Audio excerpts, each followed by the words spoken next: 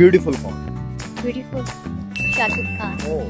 তুফান cinema মুক্তির পর থেকে যে জনপ্রিয়তা তৈরি হয়েছিল সেটি এখন শুধু বাংলাদেশ বা প্রবাসী বাঙালিদের মধ্যে সীমাবদ্ধ নেই। আর হিন্দি ইউটিউব চ্যানেলে মুক্তির পর সত্যি হয়েছিল বড় সড় ধামাকা। এবার সেই জনপ্রিয়তা ছড়িয়ে পড়েছে পাকিস্তানেও।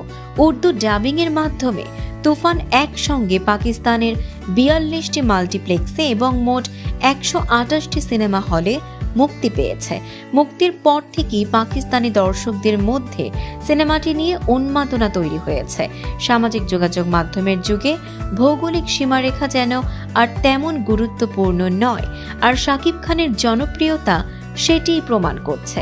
পাকিস্তানের ফ্যান পেজ, ফিল্ম গ্রুপ, এমনকি ইউটিউবেও এখন শাকিব খান নিয়ে চলছে আলোচনা। অনেক ভক্ত সরাসরি লিখছেন তাদের ইচ্ছে শাকিবের বিপরীতে পাকিস্তানি কোনো জনপ্রিয় নায়িকাকে দেখতে চান।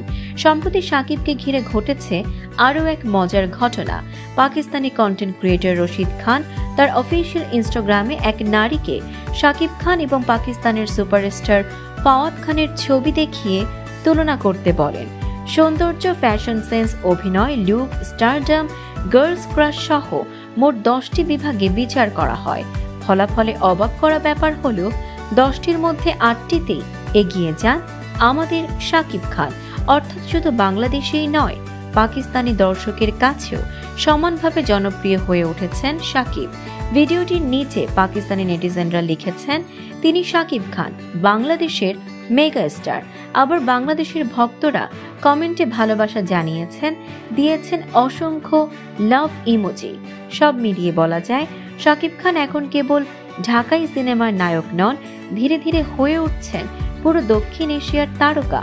আর তুফান ছবির মাধ্যমে সেই যাত্রা যেন আরো এক ধাপ এগিয়ে গেল। দর্শক, এমনই সব চমকপ্রদ খবর পেতে ফলো করুন আমাদের ফেসবুক পেজ CB24 TV এবং সাবস্ক্রাইব করুন YouTube channel CB24 TV official.